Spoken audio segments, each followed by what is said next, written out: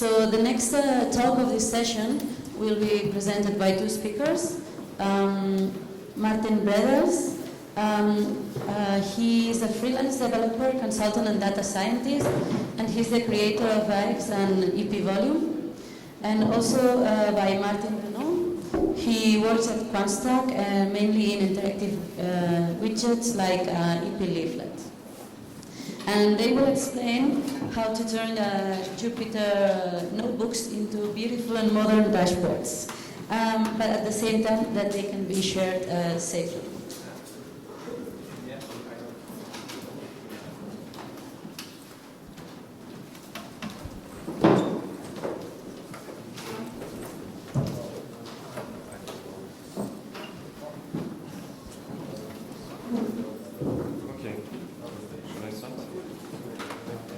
Hello everyone. We are here today to talk about dashboarding using Jupyter notebooks, interactive widgets, and Voila. So who are we? We are Maarten and Martin. I'm Maarten Renou, and this is Maarten Breddels.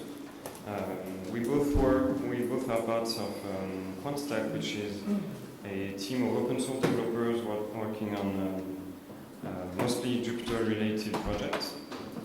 And we are going to show you Voila today, which is sponsored by Bloomberg. So what is the agenda? So first I will talk about the problem we are trying to solve. We'll make some demos and we'll conclude. So first, what's the problem? Sometimes we want to share a notebook with someone, but this person might not know code or not want to see the code. You create a notebook with nice visualizations, and you just want the person to see those visualizations and maybe not the code. So for now, you can do in Python. You can use Plotly Dash or Panel to do that. But as you know, Jupyter is language agnostic. So you have R kernels, you have Julia kernels, you have C++ kernels, all kinds of kernels. You have Java kernels too. So we need a solution that can be used from any language. So we worked on Voila, which is built upon the Jupyter ecosystem. It uses Jupyter Server and NVConvert. It supports interactive widgets and all kinds of libraries that should be supported, that are supported by Jupyter Notebook should be supported by Voila.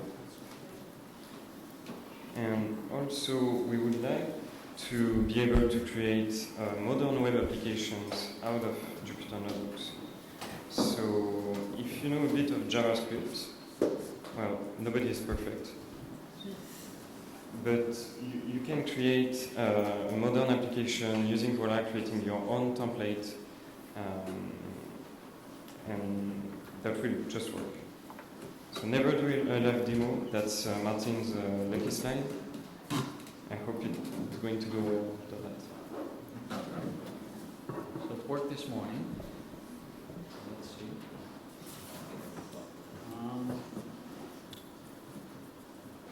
So as we said in the introduction, we want to make an interactive dashboard, and we want to start with a Jupyter notebook. So I'm going to show a notebook that they make in Jupyter Lab, and it will make some interactive visualization. And if you say interactive in Jupyter, you should think ipywidgets. So we work a lot on ipywidgets, and I'm going to use bqplot, which is one of the libraries built on top of bqplot. So we import those. And we're going to generate some fake data, and with that, using the bqplot matplotlib-like API, we create a histogram, and we gave it 25 bins. So this histogram object is a ipywidget object, and if you change any of its properties from the kernel, such you change it from like what it was, 25 to 10, it will actually synchronize this to the browser for you, and the plot should update. So now I have 10 bins. I think people can read this better. Yeah. So this is not really like a human-friendly API to change the code to determine the bin size. So let's take from ipywidgets the slider. In this slider, if you change it from the front end, you should actually see the value being reflected at the kernel. So it takes care of the communication between what's happening in the browser and the kernel. It's bidirectional, so if I change it to 10, the slider will also move to 10. And there's one like really useful feature in or function in ipywidgets called link. So I say link the slider and the bin value together. So now we have this slider where I can change the bin size, and it will change the bin size of this object. So I won't go into the details of this figure, so I'm going to create a line chart. I'm going to observe for changes when I do a selection. And let me zoom out a little bit. If I make a selection here, it will update the data. So this is just my really simple interactive Jupyter notebook. So my sister is was a programmer, still is. So she really appreciates the Jupyter notebook. So she's now like a CTO of a big company, and she keeps complaining like you can't show the code to clients. You must you can't show it. You should just show the output of the cells. So that's what we did with Voila. So let me show how we do this. So we take the same notebook. So let me show you actually what the go out of the screen. So we have the notebook called 01dqplot, and now I'm gonna run Voila. This notebook, and will actually spin up a Voila server. It will execute the whole notebook and give you only the outputs. So this is something that makes my sister really happy. This is something she can show to like clients. And it's still interactive. So it ran the notebook, showing you all the output cells, but the kernel is still alive. But you're not allowed to execute any code. So it only executed the code in the notebook. You cannot execute like os.system rm-rf/. You can't do that. It's safe. So it's still connected to the kernel. So that's not the only way to start to show it with Voila.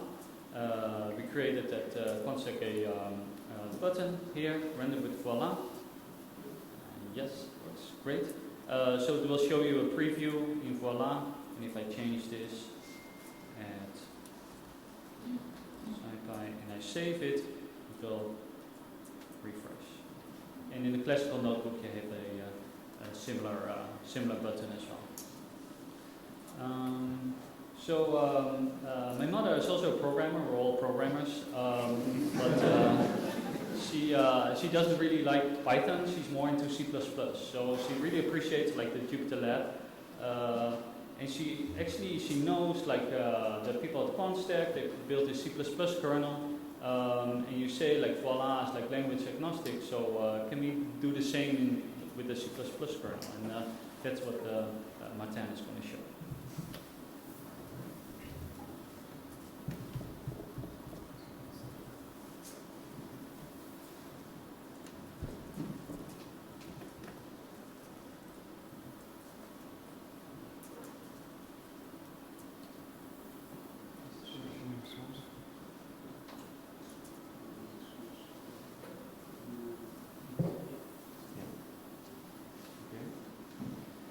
So at Constack we worked on a kernel for C++ called Xusclean, which allows you to, instead of typing Python code into the cells, you type C++ code.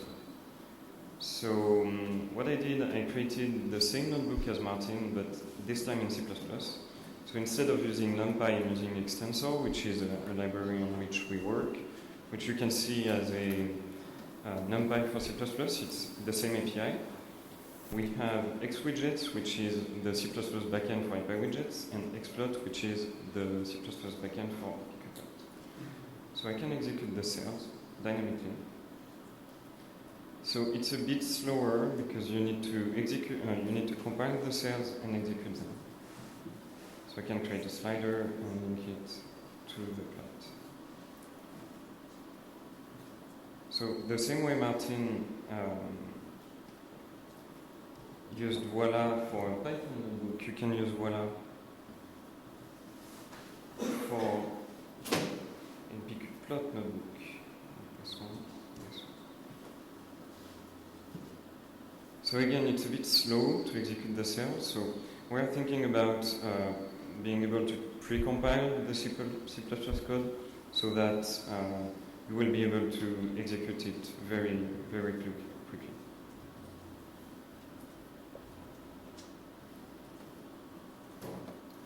Okay, so I guess you are all Python developers, so let's show this one to you. This is a matplotlib example in Jupyter Notebook, linked to an ipywidgets slider. So again, this one works fine with Voila.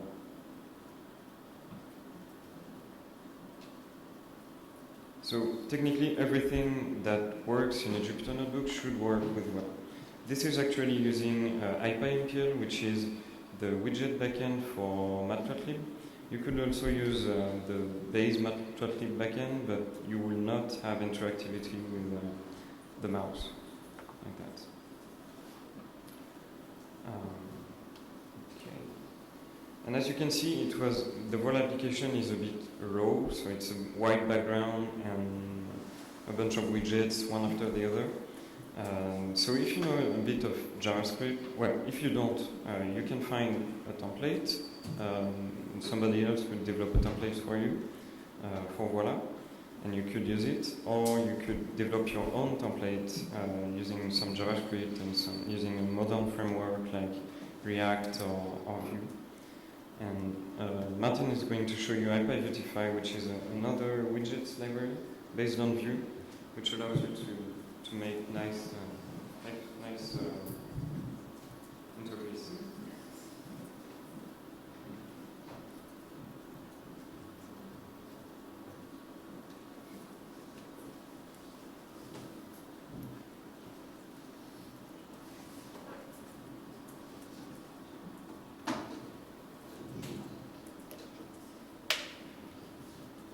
I'm going to show this in the classical notebook. I think that there's an issue with Jupyter Lab that I found, so this is.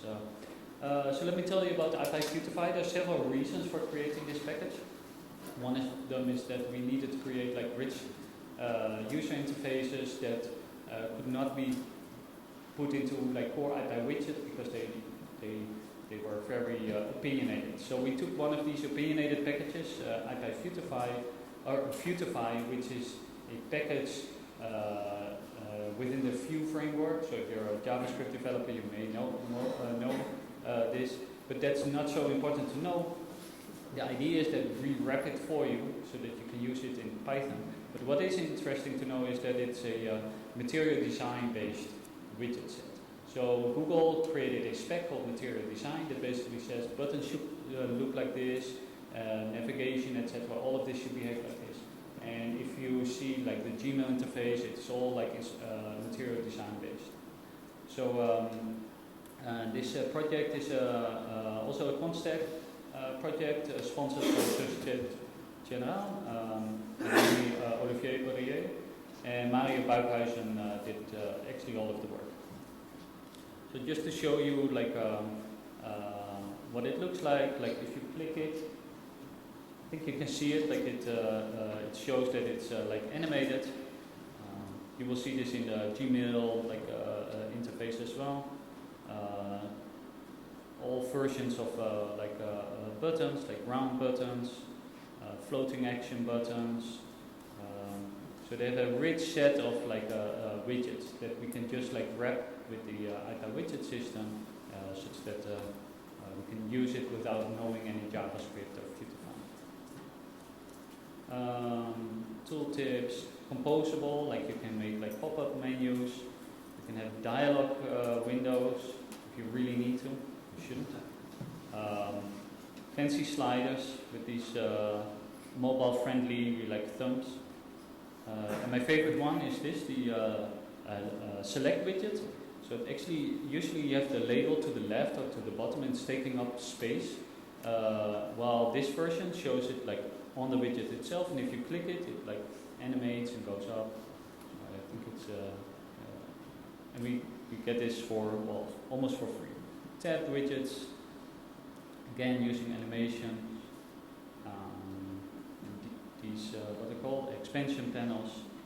And you can even, if you want to go a little bit deeper and you see some example on Vuetify, using the Vue like template system, you can do some copy pasting and get this really like rich layout system which actually supports like dark themes. You can have this navigation drawer like permanent and temporary, so you can do like really sophisticated things. You can also like control them again from the kernel. So with this really like rich set of libraries we can make like more like modern looking applications. So with that I'm gonna like polish the original notebook that I had a bit. So this is the same, we generate the same data. And it's not running, so what's this?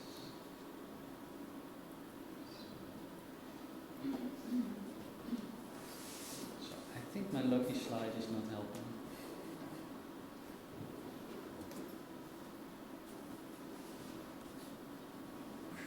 Okay, nothing happened. It's all working fine. So we create the same figure, but now instead of this this slider, this ipywidget slider, we create this ipyvuetify slider. There's some CSS issue, not so important, but it works the same way. And the link, we can also use the link because it's a normal ipywidget. We create the same figure as before, this where we can do this like selection, but I want to add, because I really like this widget, the select widget. I want to control what the line style is. And again, using the link, this is an ipyvuetify widget, but it's still a widget, so can you still use this link to control the line style from dash to solid for this graph. Let me comment out this. So what does it look like? So we do Voila. Which one is this? 05.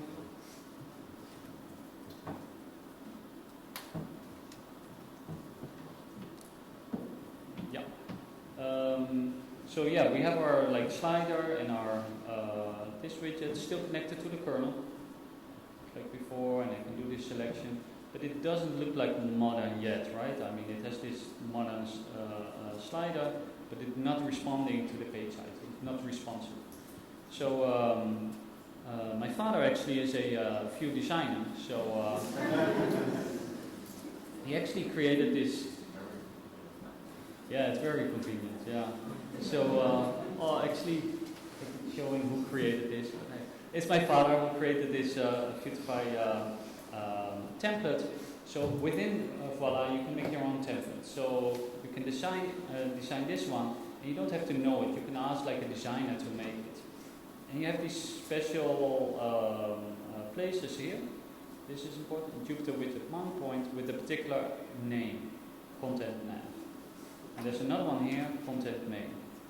I'm gonna, so remember those two names. So in the notebook, what I'm gonna do is I create two widgets. So let me just render this one. So this is a layout widget.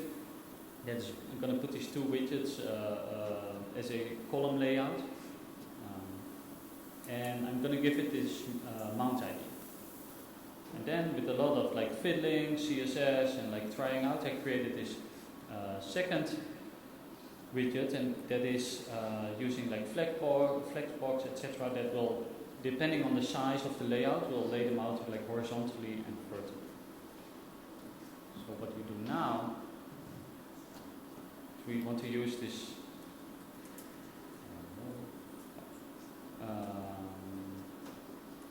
So I always forget to save the notebook. Yes, it helps.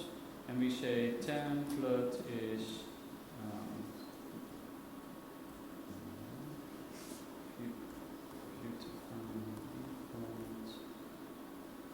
label in the extent I'm doing this so it doesn't fetch it from the over the byte.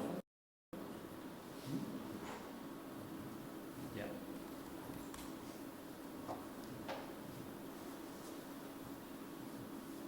So what we now have is a really modern looking web app that's responsive. So depending on the size, it collapses this navigation panel on the side. And I can control these. And there's like no hint that there's any like notebook behind this.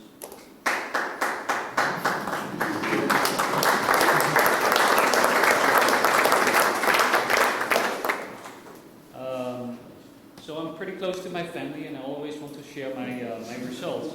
And but I don't live at home anymore, so I want to like give this to my mother or father, etc. So you need to deploy this. This runs locally.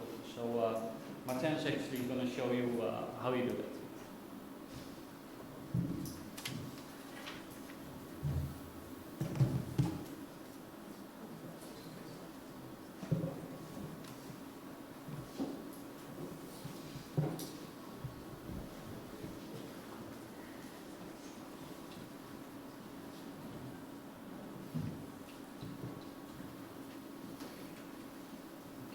So first you can look at the Voila documentation. You will see that you have multiple ways of deploying your application, your Voila application. First, you can deploy it with Heroku, you can deploy it with Google App Engine, you can deploy it using ngrok. So ngrok actually allows you to make your laptop the server. So ngrok will provide you a link that other people can click and access your whole application. You can also use MyBinder. So I will use, maybe some of you know MyBinder already. So it allows you to run a notebook online directly from a GitHub repo. So I'm going to use Martin's repo here. Yeah, I can zoom in. So all you need to do is provide the repo name, the GitHub repository name. You can specify a branch or a specific commit, and you can set the path to the notebook file. So if I do that, if I specify the notebook file like that, it will just open the notebook and I can interact with it and type code and everything.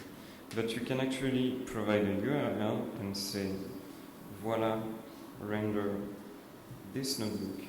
And then it gives you this URL that you can type here. And this will start building the application. Actually, it found a built image. So it launched the server, which will show me the Voila application.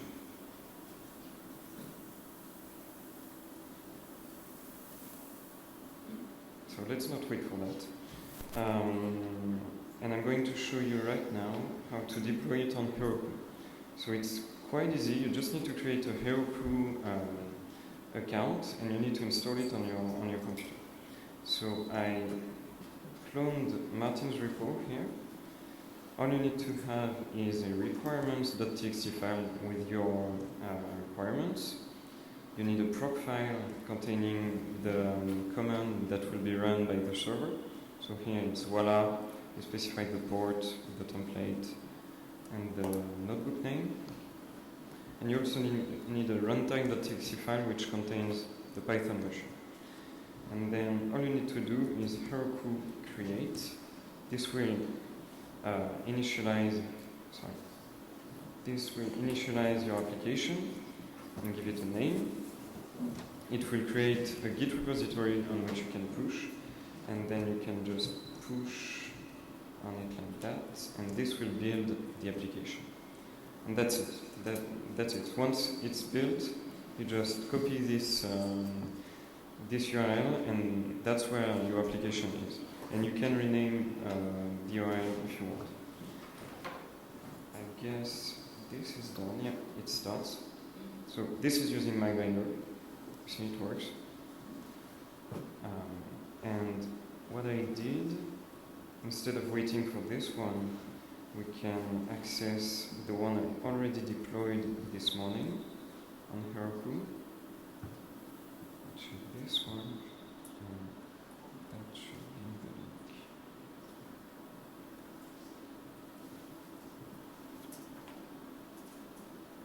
And that's it.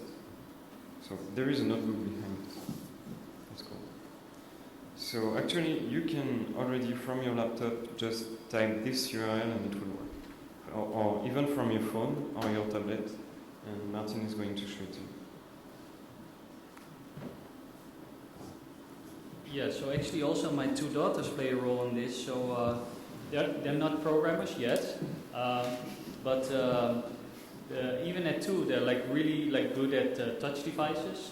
And so the library that we're using is Vuetify. That's actually enabled for like touch devices like mobile phones and tablets, etc. So I can actually share my results with my daughter, of like two-year-old daughter, because she knows how to use like touch devices. So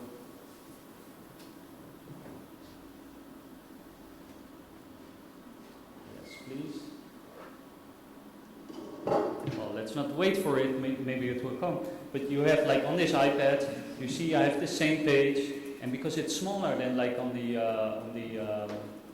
laptop, this navigation drawer is like collapsed. I can slide it. It has this like thumb-like slider, so I can slide it. It responds, or quite slowly because of the network. So it's still attached to the same notebook. So again, like on an iPad or on your phone, you can like work like this. There's a notebook behind it. Like you create a notebook and you can touch it, open it from your like mobile phone. So I think that's pretty nice. So the beamer's not working with us. Too bad.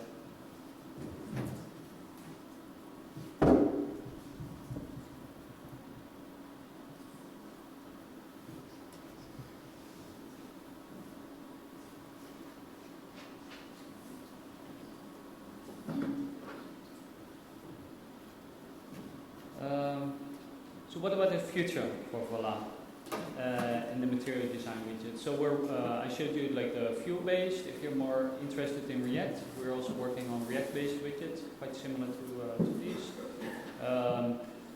We didn't show you like how to make these templates because we're still like refining the way that templates work. So if you make a template now, you can if you find out or ask me, but it will break in the future. We're working on progressive rendering, so to get like to show something on the page as fast as possible, and to show you like when the cells are running that it's like really running. We have like a tighter Jupyter server integration. That's a bit technical, but also for examples. So there's this project called Voila Gallery, and this is a page where there are all like notebook examples, and you can run them with Voila.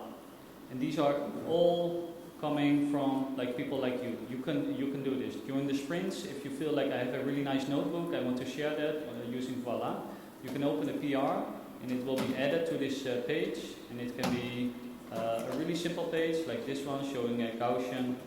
And how you fit up with this can be more sophisticated widget. So go to Voila Gallery or the repo and open a pull request, maybe during the sprints, and just ask us. So to conclude, we build on top of the Jupyter ecosystem, Jupyter Server, MD Convert, works with any language, so not just Python. Using templates and modern widgets, you can create really modern looking web apps. You can do like all of this from Python or your favorite language, or work with a designer like my dad, for instance. I'll leave you with the like all the resources. Thank you.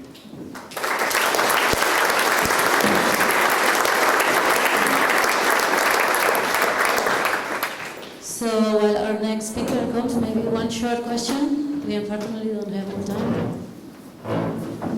Go ahead.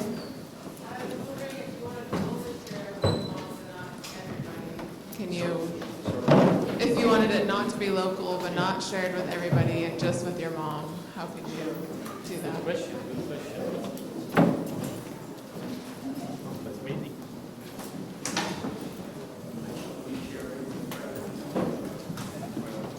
If it's a local server and you need credentials, I mean, if you need credentials to get access to your notebook. I guess it could be fine using Jupyter Hub.